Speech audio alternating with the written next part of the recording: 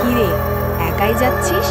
আমাকে সঙ্গে করে নিয়ে চল, তোর সাথে আমি যাব। তোর সাথে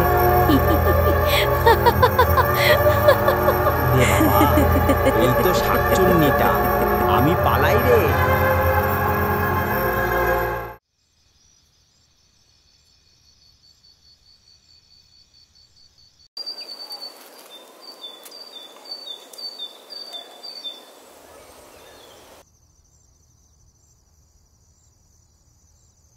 আজকে কাট কাটতে কাটতে এত দেরি হয়ে গেল, স্কুলটা পার হব কি করে?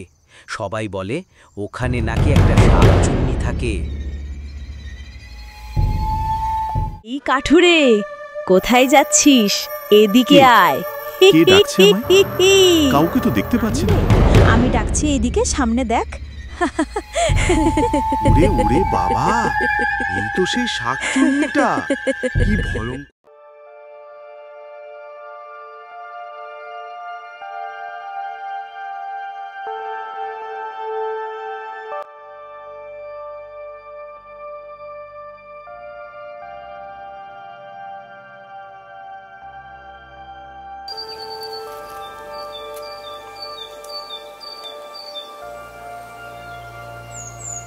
কিরে বল, এত তাড়াহুড়ো করে ডাকলি কেন?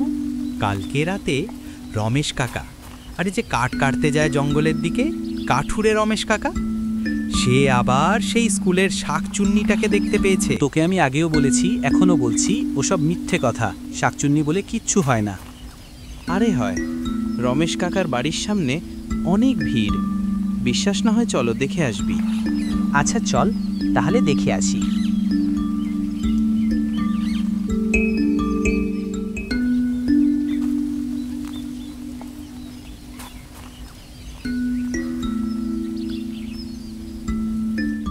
রাস্তায় একটা শাকচুন্নি আছে, সে মানুষদের ভয় দেখায়, যে আসে স্কুলের সামনে দিয়ে তাদের সবাইকে ভয় দেখায়। তাই সবাই ভয় পায়।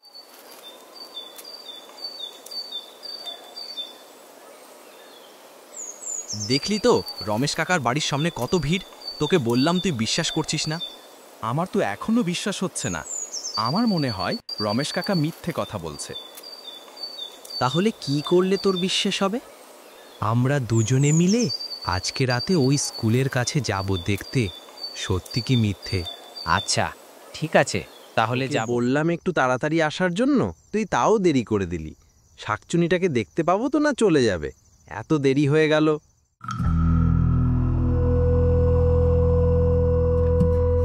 ওই দেখ গাছের ওপরে, তোকে বলেছিলাম না শাকচুন্নি? দেখ। আরে সত্যি তো, গাছের উপরে কে যেন বসে আছে।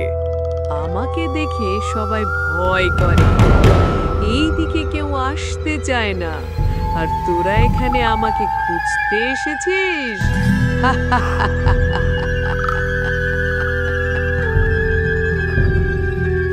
তোরা আমাকে খুঁজতে এসেছিস?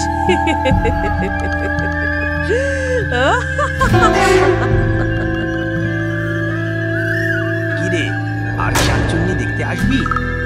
এবার তো বিশ্বাস হলো শাকচুন্নি বলে কিছু হয়।